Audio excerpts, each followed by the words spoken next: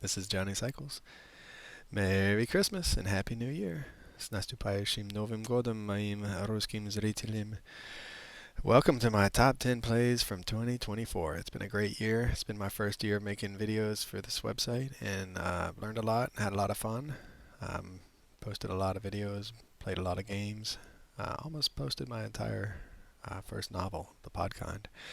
Wrote a lot of Commander articles, but I wanted to put together a special video of what I consider my top 10 plays from my various modern games and janky brews.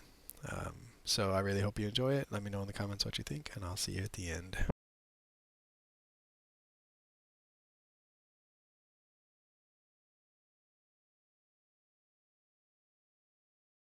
All right, opponent. What I really want to see you do is flood the board with creatures, tap out, and let his blasphemous act you to death. Do 26 points of damage to you. Give me that dream. Let my dream be realized. Give me that on a Tuesday. Make my Tuesday for me, opponent. Now we have two of them, and they know it's coming if they cast another creature. We're left with hoping to hit a land, just one land. Although I guess they could easily have a counterspell for it, but it is a land. Well, we're going for it. Blasphemous active, because that's what if they have the counterspell, they have the counterspell. I think we're still in okay position to just win.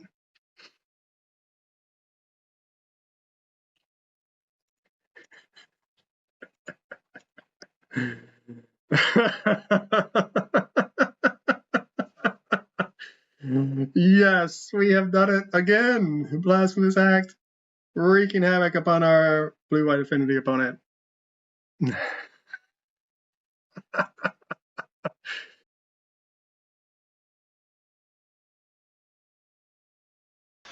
Oh, you know what? They haven't asked for told.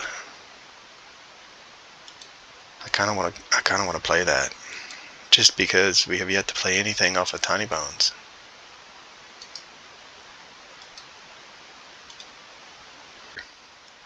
Oh, I mean, we're casting it.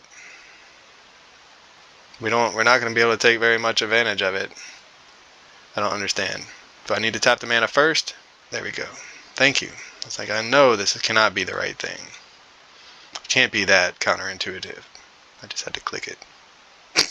Sure, you have to click the card you want to cast on MTGO for some reason. Okay, well, let's see what our opponent gets up to. They're transmuting for something. All right. I'm very curious to see what our... I mean, it looks like they're just a Ask for Told deck. Sure. Get rid of my Tiny Bones. And then...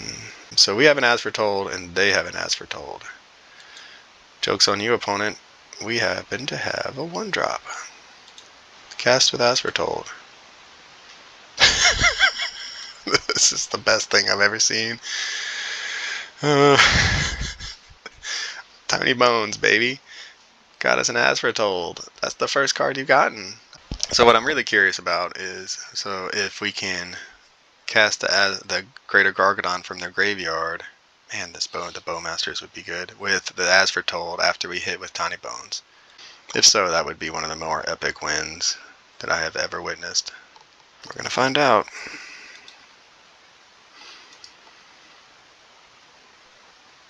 Ah, one of their last cards is a Lightning Bolt. No. Guess we're not going to find out. And we drew our 4-drop. I mean, we are a deck full of 2-drop and 1-drops. I'm happy to see the Obnixilis as a finisher, but we need the Gargadons coming down sooner than the Obnixilis, I think. What a strange game. It's been fun, though. Alright, you got a hate card, we got a hate card, and we have an Obnixilis, and you have no cards in hand. That is the combo wombo you're seeing here with our sideboard piece that combos with Obnixilis. So, can we race this Gargadon?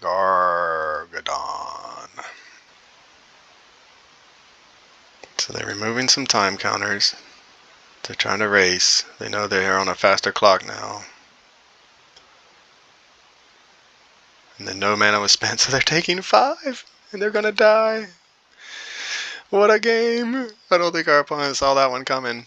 I don't think they saw that coming. And Rolling Vortex, the MVP, man. They have to cast it for no mana, and they take 5. Wow. Okay, well, that was a really fun and interesting game.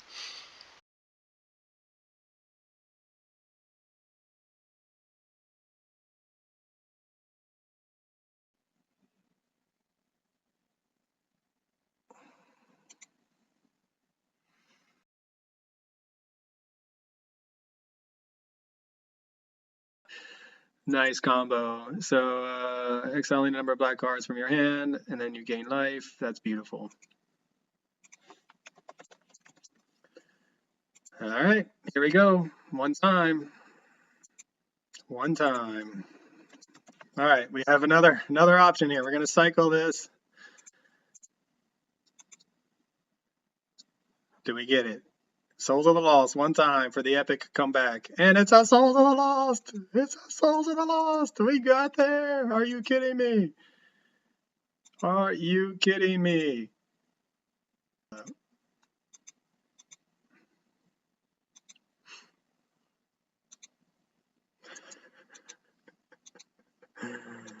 Oh my gosh. All right. So that was a pretty grindy game.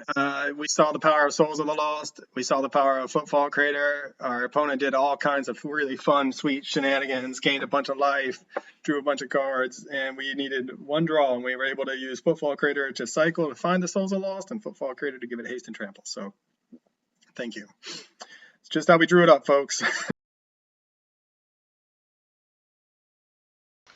Can we kill them this turn? So 5, 1. They have a Solitude, which this deck surely runs Solitude. We're going to have 1, 2, 3, 4, 5, 6. So that's going to be Xaxes, I believe. Solitude would make us sad. Definitely thought this was the main zoo. I've been playing so much of it.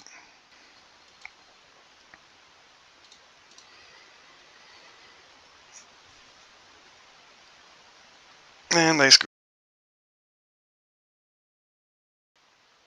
That's their last card, a counterspell. Force a negation or spell pierce. What are the chances? Anyway, we're going to run it out and see what happens. Been playing around things. They only have 2 cards. What are the chances one's a spell pierce? It could be. Force a negation seems more likely, though.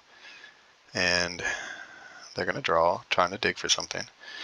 Force negation, they have the mana to cast on their turn anyway, so it might have been make more sense just to wait until our turn, since they have potential mana anyway to cast force negation. Hard cast it. Did they find an answer? And they did not. All right, taking down the Boogaboo. That is one of the better mid-range decks. What are we up against? A Sliver deck. Interesting.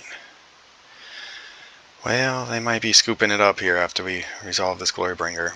Haven't seen Slivers in a while. Attack and exert. So our favorite combo, Kiora plus Glorybringer. That we really just want to be able to untap Glorybringer, snipe the board, untap Glorybringer, snipe the board, which we can just do all day against the Sliver deck, especially if they're casting 1 threat a turn. Or we can just draw another Glorybringer.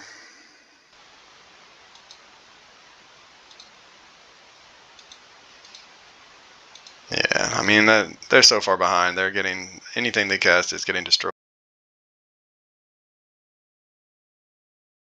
All right, so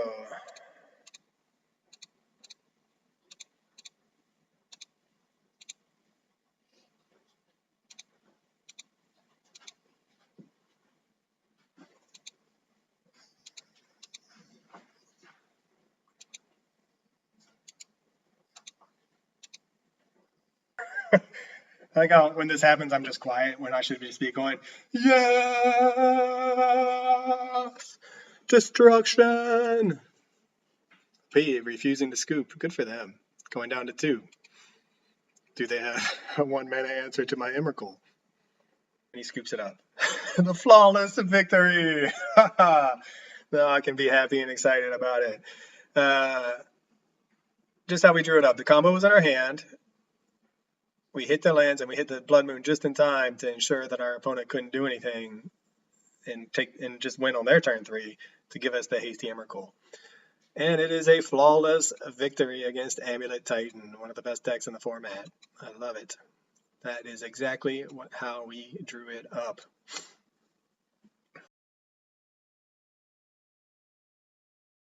I'm liking where we're at right now. I'm liking that we might get there. We might get to win this race after all. They're dead next turn if they don't find something. Ancestral Visions are not.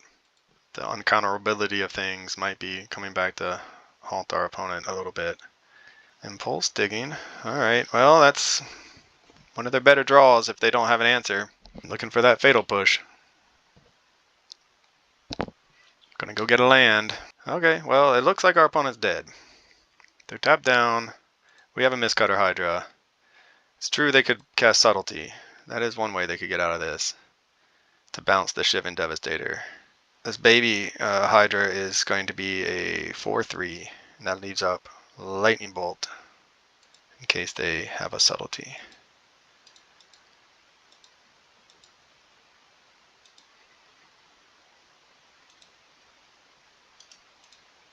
And it's more than enough to kill them.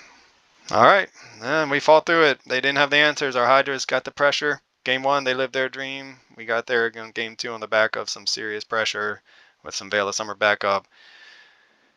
Timely draws this game, and we saw the power right out of the gates. Just Utopia Sprawl is such a powerful card.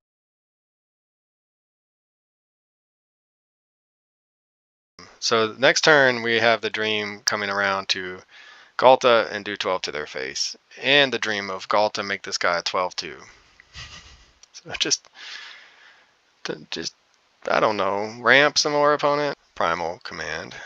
How did they manage to cast Primal Command? Oh, they have a bounce land of their own. What did they return to the top? A land. Alright, so we went with the basic land that turn. We have nothing to do with our mana. They got a Fulminator Mage. They're dead on board. So if they Fulminator Mage or Stomping Ground and that's their turn, they're still dead. A generous hint. Alright, so I think we get to live our dream now. We're going to get to live our dream of 12 to the face with Kalta.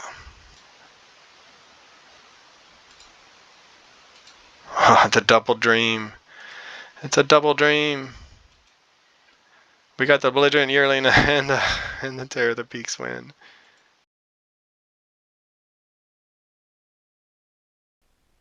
Tap this for green.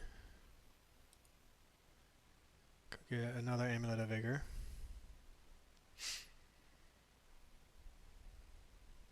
Play a land. Play a land.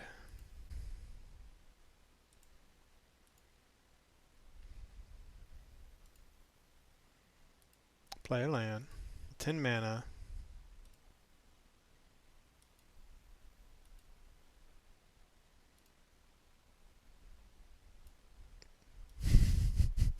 Just how Garfield drew it up, right? Just the dumbest thing I've ever seen. Turn 3, we have 6, 12, 21, 25 power on the board. No lands. And our opponent probably is going to win from here anyway because they can storm off. It's ridiculous. If we win this game and they scoop it up. All right, so on turn 3, we had 6, 12, 21, 25 points of damage on board and 0 lands.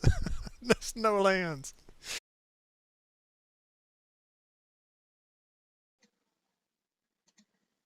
See if this helps our cause in any way.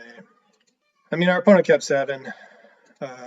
Unless they have a handful of hierarchs, which they get, or sorry, of Tarmogoyfs, which still grow with our graveyard. So Leyline isn't even that good against them. I have a feeling that this game's already over just because of the mulligan. I mean, sometimes you just lose to bad opening 7s. I mean, you saw what we had in game 2.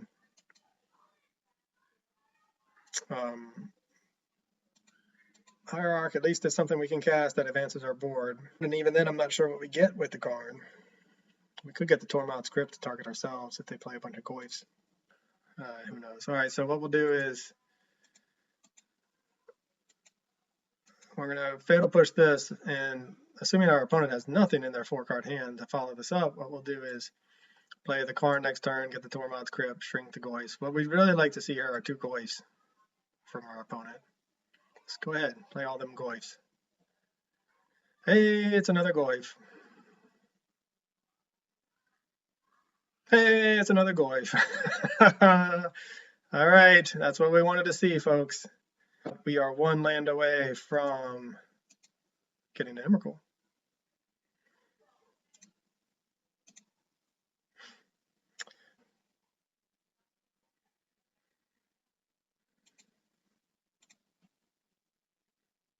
So they're 0/1s. And they're going to put a land into the graveyard, make them 1/2s. Oh, no, ley line. Our plan has come together. Give us a land deck. Give us a land. We've hosed all the graveyards. Just a land, please, for the love of magic gods. And they can't even get our Luca. We are 1 draw away from actually coming back in this game. One time, one time, one time, one time. Hey, it's a land! It is a land. We got there. Is it enough? Will it be enough? And we win the match, and opponent scoops it up. What a comeback for Luca. Surprise. I can't believe it. Well, there they are. Let me know what you think in the comments. I will say this, having watched it back myself now a few times, I have 2 New Year's resolutions for 2025. One, be more excited when my jank actually pays off, when my brews come together, when I execute my game plan. In so many of my games, I'm just my typical normal self. And 2, I edited this video, so my plan is to do more editing of my gameplay for 2025 to kind of speed up some of the games and the matches for y'all. So it makes it easier or faster to watch the whole match and not just part of it.